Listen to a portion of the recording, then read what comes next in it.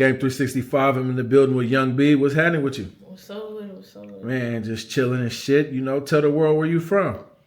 I was born in Seattle, raised in Seattle, but I was also raised in ATL. You know what I'm saying? ATL. Shout out ATL. I was just living down there for a minute. Yeah. Hell yeah. So, how was it growing up in Seattle versus ATL? Man, completely different. Mm-hmm. Like, you know, I don't want to, like, shit on Seattle because I was raised here, but, like, man, it's completely different from the food, you know what I'm saying? When you ain't ATL, you can go outside, cop a plate from, you know what I'm saying, neighbor down the street. Facts. Out here, nigga, they gonna say you want some teriyaki. Exactly. Like, you know, like, it's not the same. But culturally, though, like, you know, because that's a part of the culture, too, because I love ATL food. I don't give a fuck where you go. You can pull into one of them little spots to get some food. They got strip malls everywhere with a gang of food. So it's like, you know, culturally, I understand what you're saying. How you think the money game, Washington versus ATL or Georgia, how did the money game play in the way that you looked at, like, damn, how they hustling and shit, though? You know what I'm saying? Man, West Coast got bread. It is what it is. Like, you know, like Seattle, we got bread. It's good money. That's why everybody always come over here from down south just to stack up. And then they just might go back. Yeah, you know for what I'm sure. saying? Because that's what I'm trying to do. I'm just trying to stack up. And I want to go back to Georgia, too. You know what I'm saying? Georgia, like, you can make money in Georgia, but it's like you gonna always have to do something on the side. You can't just have a job and that's it. Like, you gotta have a job and then you gotta have a little something on the side. Yeah, for you know sure. What I'm saying? You gotta have multiple incomes. What were some of the early influences, you know what I'm saying, that kind of motivated you to start fucking with the music game, though? Shit, my older brother, OT folks, you know what I'm saying? Long live my dog. You know what I'm saying? That's my older brother. He was rapping first. Oh, that's what's up. He was rapping first, but he wasn't serious like that. He was just, you know what I'm saying? He was like playing around with it, but it showed me like it was interesting. Like, okay, I like that. Like, I like the whole mic thing, the headphone thing. You know what I'm saying? I like that. And then once I got older, I realized this is something that I can use to, like, you know what I'm saying, like, show my emotions. Like, it's very therapeutic. Push out that energy and that vibe, however you feeling and what you're going through. Yeah, like, it made me feel like I'm not gonna get judged. You know it was therapy damn near, wasn't it? Yeah, for sure. For real. For sure. Therapeutic. Yeah, for sure. With that being said, you know, because a lot of people are afraid to talk about their feelings, talk about what they're going through, and they don't realize writing an album is like a diary. Yeah. You dig what I'm saying? Yeah. How did that kind of shape your mind going forward, though? It was like, fuck it, I'm going to go all in and put my words, my heart, my life on the beats. You know what I'm saying? Man, that's the mindset I got every time. Like, every album, no matter if it's an album, an EP, a single, a mixtape, it don't matter because, like, when I'm writing every song I make, it's like that's what I'm going through. I'm either going through that, went through that, or still going through that. You know what I'm saying? Yeah. So every album you hear from me, that's raw. That's all raw emotions. I don't hide behind the bush. Somebody piss me off, they gonna know. They gonna know. Like, for real, I don't play none of that behind the bush stuff. No. How was the support from the family, the friends, and, you know, just the city or, you know, whoever got to hear the music first, man? How did they take to that shit, you know, when you first just dropped your first song, you know? Man, when I had dropped my first song, I was 15. It's when I lived in Fed. I blew up in that. Like, they was all listening to it.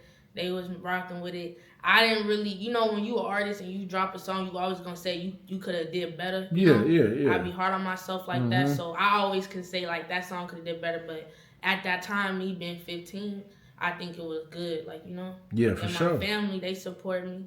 You know what I'm saying? Shout out to my dupes, my moms. I love you, girl. You know what I'm saying? My siblings, like, they all like just been there for me. You know. That's what's up.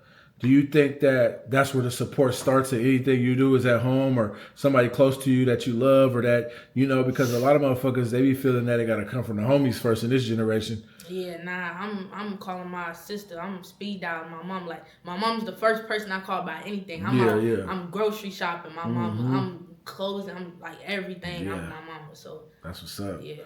That's what's up. How has the music industry in Seattle kind of, you know, affected the way that you go about your business, though?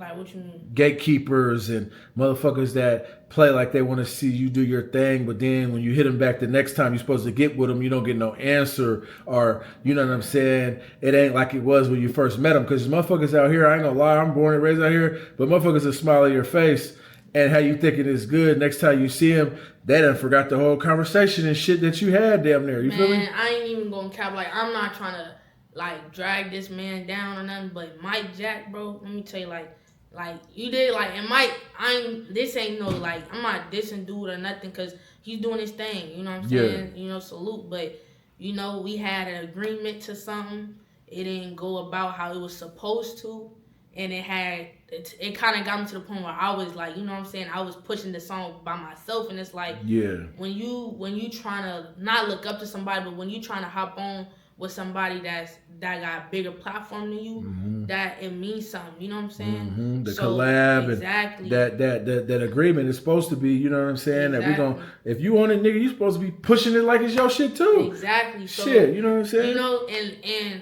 it's just like he just wasn't committed to the agreement that we had, you know what I'm saying? But it wasn't a loss though. It was a lesson learned, you know? Yeah. And I learned my lesson. I kept it pushing, and I still got views. It's at 10K right now. That's what's up. That's what's up. So, yeah. With that being said, do you feel that being that you said ATL and you got ties to ATL, do you think ultimately that's where you need to set up shop and build your brand and blow up at is ATL, because it's a proven industry, it's proven to break artists, it's proven to help motherfuckers blow up, it's proven that motherfuckers that come from there time after time after time after time take this shit next level, you know what I'm saying? Yeah. Well, for a while, I used to think like that. I used to think like I needed to move around to blow up. I needed to go to certain, you know, spots to blow up. But in reality, honestly, there's niggas in Alaska in their room right now doing Twitch. Facts. Having millions of streams, and they at their house. You know what I'm saying? So I honestly, like, that whole thing, like, changed. Like, I'm now thinking, like, I just gotta stay consistent, to be honest. Like, I believe I can blow up in Seattle? Yes. Do I believe it's, like, would it be better to not so much, like, rely on Seattle? Like, no, like, you know, I'm not, because, you know, I know I peep some stuff in the music industry in Seattle, and I'm not rocking with it. You know, how people do stuff, how certain people do their business, I'm not rocking with it. So it do kind of push me away from, like, wanting to, like, open my doors somewhere else. You know what I'm saying? Yeah. And there's nothing wrong with that, because it's your life, your career. I'm just asking because, you know, you got to call a spade. You know what I'm saying? Yeah. And sometimes, you know, when you see funny shit or hear funny shit or go through funny shit, that's all you're going to know. That's all you're going to smell is some shit. You know what I'm saying? You feel what I'm saying? Oh, shit. And that's just how the game go. You dig what I'm saying? Yeah, it's just how that shit but go. But it don't, look, because Boosie's a real one. Look, my cousin is Boosie's cousin, right? Oh, that's I what's hopped up. on the phone with him.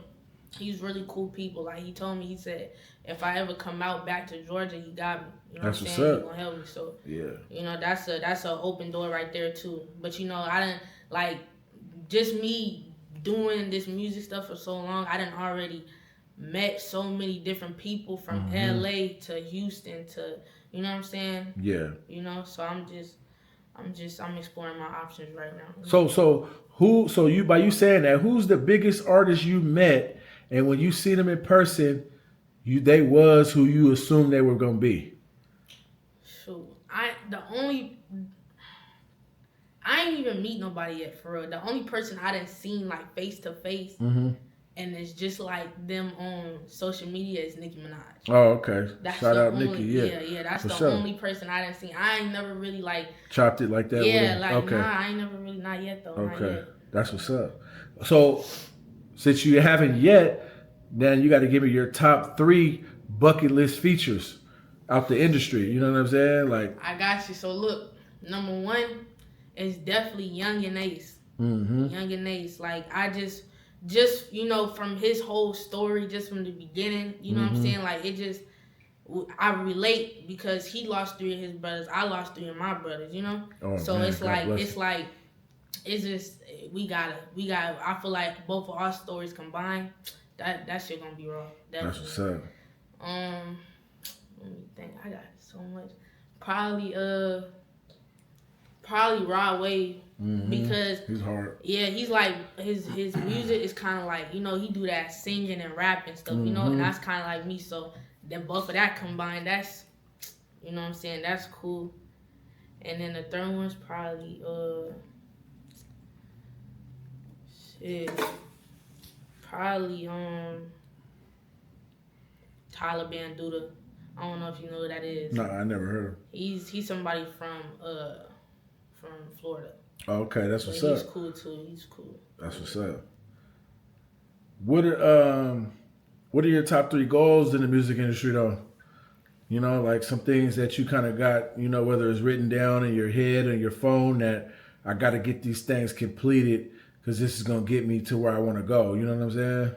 So the first one is finding a management team that's not on bullshit. Yeah. Cause let me tell you, these folks be like selling dreams to a nigga, and it's not what you think. Like, yeah. I realized I'm like, cause in the beginning, you know, when people start doing music, they try to run and find like a label, like, you know, try to, you know, rock. Like, I don't want no label because I don't want nobody to just come and take a percentage of all the shit that I done did. Yeah. Like, I done made this song. I done put my emotions in the shit. You guys ain't cried about this shit. You know what I'm saying? So it's like for somebody to come in my face and be like, yeah, we gonna take everything you done worked on, basically. Yeah, fuck you know that. what I'm saying? Like, hell no, I'm not doing that.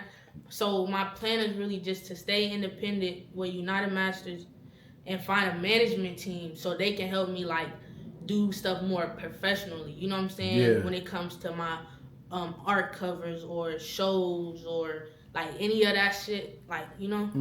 For sure. That's one of them. Second one is doing more shows. You know what I'm saying? Shit. The third one is probably just being consistent. For sure. That's the main thing, consistency, definitely. How many shows you did so far? Man, I done did like probably like 15 by now. Like, I done did a lot of shows. My last show was probably my biggest show was probably when I had shit, I don't even know. I done did hella shows. Where so all in Washington or where? Nah, I had did a small little tour in Oregon. I had got on the Amtrak all the way to Oregon. I did that. I didn't did, but most of them was in Seattle because I didn't open up for Bobby Valentino. I didn't did shit like that. What's your craziest experience when you was doing shows? Like, you know what I'm saying? Because you did 15. I know you done went through something. Hell yeah, shit. This one time I had went into the show, and I'm not gonna say the name of it because it's something that people like to go to. So I don't want to. Yeah. But I walk up in that bitch, you know, we all niggas, you know what I'm saying, thugging.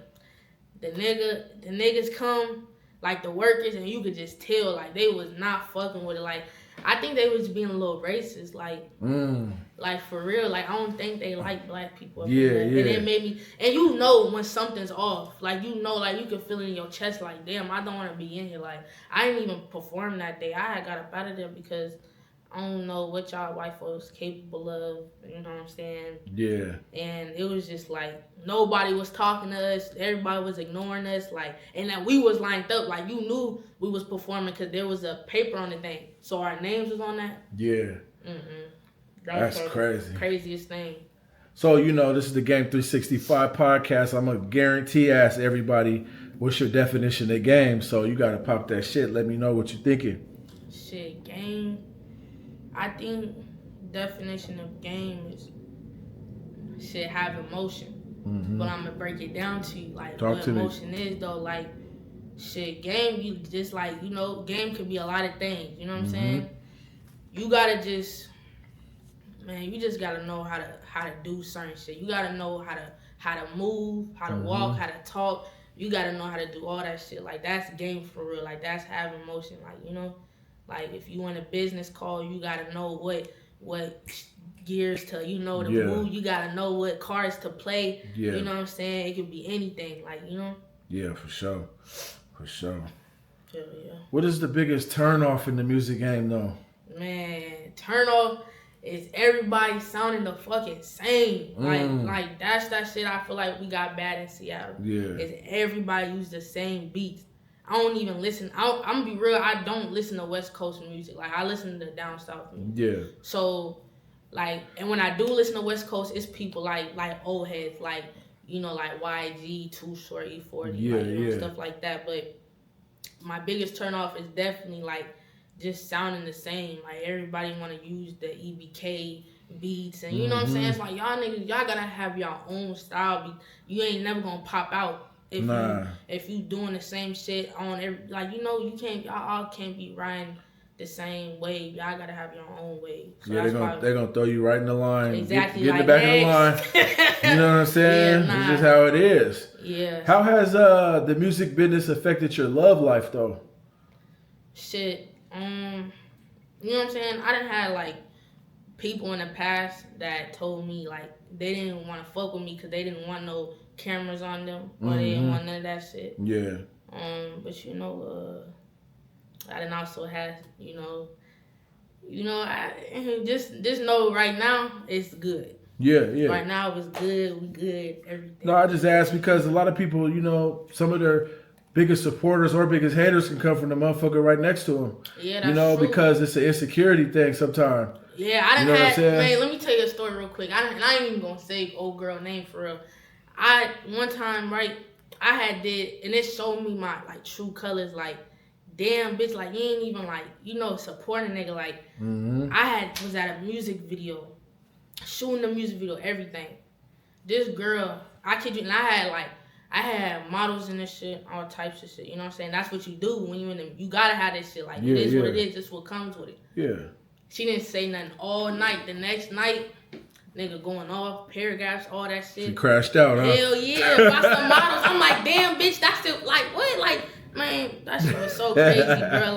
It showed me, because it's I see you can't hang like that. You ain't gonna be able, and I need to, the girl that I'm gonna be with, you gotta know how to, if I'm rocking, you gotta make sure you rocking just like me. You can't be on that fussy shit that, there's gonna be some crazy shit. Niggas on stage grabbing they dicks and shit wild shit. Crazy, for real, wild shit. Niggas really, fans really be wilding. You can't, if you can't handle a girl saying, can you sign my titty? Yeah. You might as well just hit the door now. Yeah, for sure. For sure. For real. Let's talk about current projects in the future, things that you want the world to know. You know what I'm saying? Shit, I got I'm working on an album right now. I don't got no name for it though or nothing yet, but I just know it's dropping in January. You know what I'm saying? So stay tuned for that. I just dropped my single, you know what I'm saying? That's on my shit too. But right now I'm just working on shooting music videos and dropping this album pretty much. Yeah, it's album mode right now. Album mode, yeah, for sure. It's time. Sure. What is your creative process though? Do you go in the studio already with the shit written on a notepad in your phone, or you just kind of vibe along the way? Nah, I'm gonna be real. It's how I write my songs. It's so random.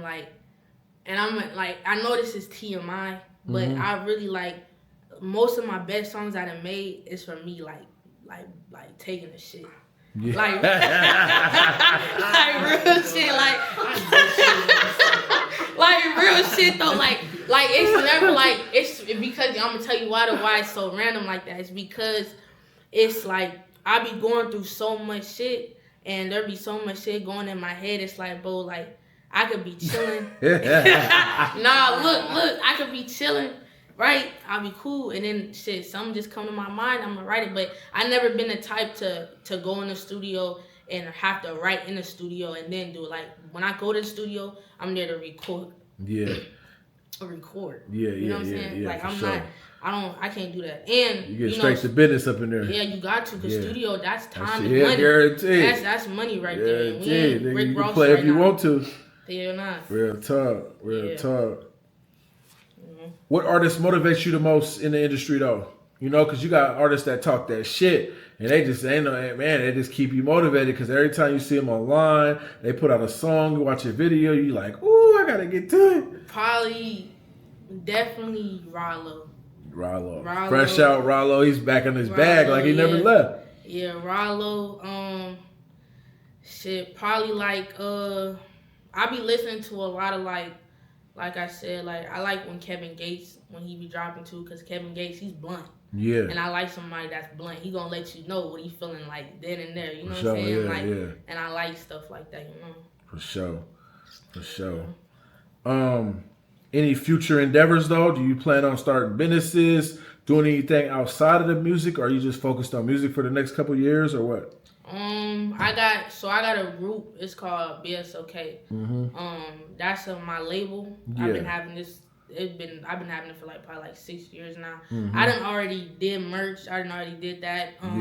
Right now I'm working on building my website so I can start getting in this like deliveries and stuff like that. Mm-hmm. I want to expand them more. Like I want to it's getting cold, so I'm finna start getting some sweatsuits. Yeah, for sure. Making some, some niggas love wearing ski masks. Mm-hmm. Y'all finna get that. You Yeah. know what I'm saying? Stuff like that. Shit, that's pretty much it though. Yeah. On the business part. What is the best advice a hater has ever gave you? Best advice that hater ever gave me? Yeah, because sometimes you can read between the lines when motherfuckers is talking, you know? Because you know how sometimes a motherfucker can say a joke, but they be serious. You know how you're like, you mean like a backhanded compliment? Exactly, but you're like, ooh, I'm glad this motherfucker said that because now I get the people type of person you are, and I needed to hear that because, you know what I'm saying? Type shit. Yeah. Man, I done heard a lot of crazy shit. I done heard a lot of crazy ass shit. I ain't gonna lie. Shit. I think honestly though, the main thing that I used to get in the past was probably my auto tune. But this is now I'm gonna clear this up though, cause like I ain't gonna lie, when I first started rapping, I was dick riding the auto tune. Like I was on that shit. But the reason why was because I was really insecure like with my voice. Like I didn't like how my voice sounded back then, but now I love my voice. Yeah. You know what I'm saying? Yeah. So that auto tune shit, I don't really be heavy on. I don't even like it no more. Like that's how bad it is. You know what I'm saying? Yeah, for sure. But I ain't never really got no of course I didn't got like shit like nigga like we'll see how long this lasts, or maybe you need to get a real career job, or shit like that. But I just take that shit and I eat it. I don't really that shit don't faze me because that's the type of mindset I gotta have. Because it's gonna get worse and worse. It's not gonna get any easier. Like this is just light work. Like imagine like when I do blow up and my shit really do popping, I'm finna get worse shit. The niggas finna be reacting to my videos. They gonna saying all types of crazy shit. You just you gotta take it with a grain of salt, but it is what it is. You know. Last question. Top 3 artists in Seattle, hands down right now. Shit, okay. So first, of course, Young B. That's number 1. I'm always, you know what I'm saying? Second, come on. Second, you know what I'm saying? My little cousin, YSK Nas, definitely. Third is definitely Toupee. I like Toupee. That's the only nigga I really like out here, Toupee. I like him because he kind of reminds me of me and how I do my songs, like singing, rapping, you know? Yeah. He got his own style. He's not like everybody else on the EBK stuff and all that. Like, he do his own thing. I like that. That's fine. That's my top 3. Game 365 podcast, Young B. We out. Yes, sir.